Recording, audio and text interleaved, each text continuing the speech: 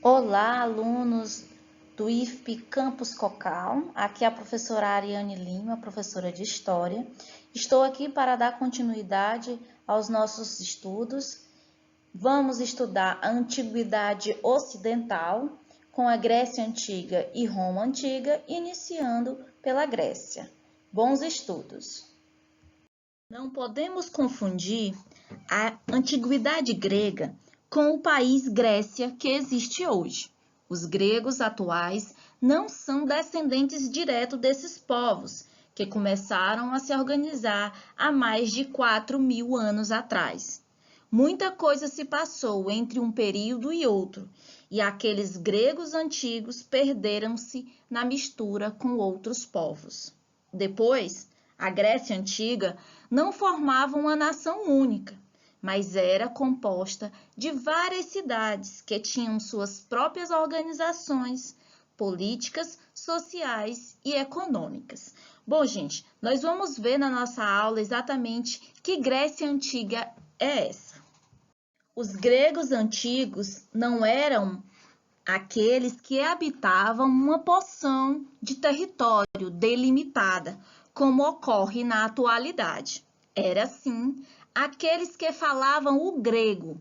Seus domínios expandiram-se até as atuais Itália, Espanha, França e Turquia. Pensar em Grécia é pensar na polis gregas, que eram cidades-estados, né? Polis é cidade, eram compostas de cidades-estados, que significam cidades independentes no que se referem a leis, moeda e ao exército. É como se elas pertencessem ao mesmo mundo grego, mas elas eram independentes entre si. A polis grega abrangia também espaços diferenciados dentro dessa cidade. A Acrópole é a região mais nobre, que geralmente eram construídos nos espaços do relevo mais alto da cidade, onde geralmente eram construídos templos, espaços considerados sagrados. A Ágora, que era o espaço da Assembleia e da democracia grega, onde os cidadãos se reuniam para debater os problemas da cidade, e os espaços de área urbana e rural. Essa polis grega também tem a tendência ao isolamento e às relações de rivalidade entre as cidades-estado. Então, essa característica de isolamento, ela se refere também a essa rivalidade. Elas se isolam exatamente para se proteger dos seus rivais. As formas de governo da polis grega depende de cada polis, de cada cidade-estado. Por exemplo, em Atenas, a democracia, a oligarquia, a aristocracia em Atenas e Tebas. Então, depende da cidade-estado, existe uma forma de governo diferente, como a oligarquia, a aristocracia e a democracia. Essas cidades-estados, esses exércitos, colonizaram regiões para além do início dessas polis, como o Mediterrâneo Ocidental e Oriental, o Mar Negro, até a costa da África. Aqui temos um jarro semelhante a uma ânfora, utilizado pelos gregos para levar água e vinho à mesa, né? Esse formato é chamado de ânfora. O detalhe aqui que a gente traz é exatamente para exemplificar como a cultura, a arte grega expressa as suas características sociais. Temos aí estampado uma cena de guerra, dada a importância que a guerra e o exército têm para o povo grego. Ao falar em Grécia Antiga, temos por obrigação tratar do tema democracia. Pode-se afirmar que a democracia grega tornou-se possível, em grande parte, graças aos mais de 100.000 escravos que produziam a riqueza e permitiam aos cidadãos a ociosidade necessária. A explosão imperial que gerou incessante fluxo de impostos e mercadorias para a cidade de Atenas também foi fundamental para que se adquirisse riqueza. Bom, gente, é bem interessante pensar que algo tão valorizado por nossa sociedade atual, ela nasce graças à exploração de outro ser humano. Era o trabalho do escravizado que dava lugar ao homem grego, ao cidadão grego, o direito de discutir a política e decidir os destinos de sua cidade.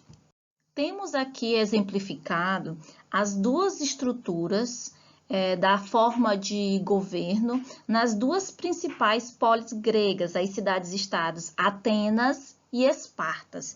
E principalmente elas, gente, porque elas se opõem em característica, por isso que a gente recorre a elas como exemplos. Por exemplo, em Atenas, a forma de governo é a democracia, instituída pelo legislador Solon, e a democracia define que o conjunto de cidadãos é que vão decidir os destinos da cidade. Esse é o princípio da democracia. Composta pela Assembleia dos Cidadãos, chamada de Eclésia, e por outras, os estrategos, a Bulé e a Ileia. O primeiro como os 500 cidadãos, os outros os generais e o tribunal do povo. O interessante em relação à democracia é que ela era bastante limitada, porque só quem poderia votar era quem era considerado cidadão em Atenas. Ficava de fora do conceito de cidadão. Mulheres não eram considerados cidadãos, escravos e estrangeiros. Portanto, é um pequeno número de pessoas que poderiam votar dentro dessa democracia. Não era uma democracia tão justa assim como pensamos. Em Esparta, forma de governo, a oligarquia, que tinha uma forma de governar dividida em 3 segmentos. O poder dos 2 reis, o conselho dos éforos, que eram votados, escolhidos anualmente e eram conhecidos como os defensores da Constituição. Eles defendiam os interesses da cidade, de fiscalizar o poder tanto dos reis quanto da Assembleia da Gerúsia. E a Gerúsia vai ser a Assembleia dos Anciãos da cidade. Aqui temos esboçado os desdobramentos da organização do auge da decadência das polis gregas, Atenas e Espartas. O que vai acontecer? A Grécia será invadida pelos persas e, em nome de defender o exército persa, eles vão organizar a chamada Liga de Delos. O que consistia a Liga de Delos? Uma organização entre as cidades-estados de forma de contribuir e organizar um exército unificado. Lembrando a vocês que eu disse que todas as cidades gregas eram independentes. E se cada exército fosse combater de forma isolada e independente a ameaça persa, eles iam continuar a perder. Então, através da Liga de Delos, eles se organizaram militarmente e financeiramente para vencer os persas. Quem tomou a liderança da Liga de Delos foi Atenas. Depois que eles venceram o exército persa, Atenas, com um objetivo imperialista, continuou com a Liga de Delos e continuou a liderar, se colocando acima das demais cidades-estados. Com isso, Esparta, sua rival histórica, criou a Liga do Peloponeso, que é exatamente a reunião de cidades-estados, uma insurreição contra a autoridade excessiva que eles julgavam da polis ateniense. E aí, o que vai acontecer? A Guerra do Peloponeso. A Liga do Peloponeso vai resultar na chamada Guerra do Peloponeso. É a disputa pelo controle da Grécia entre Atenas e Esparta. Isso vai resultar no enfraquecimento da Grécia, das polis, e vai, na verdade, possibilitar o domínio macedônico. enfraquecer toda a estrutura do exército da Grécia e vai possibilitar a invasão da Macedônia. E vai ser exatamente o período da decadência de Atenas e Esparta. O domínio macedônico é conhecido como o período helenístico, liderado principalmente por Alexandre o Grande, e a maior característica dele é a expansão do mundo grego, mas com uma mistura cultural entre a cultura macedônica e a cultura grega, que é chamada a cultura helena, por isso o nome período helenístico. Alexandre o Grande, ele é um grande, admirador da cultura e da filosofia grega. Ele é educado pelo famoso filósofo Aristóteles. Então, ele respeita a cultura grega e conduz um processo de hibridização entre as culturas. Os gregos da época arcaica desenvolveram a escultura monumental arquitetônica e a livre.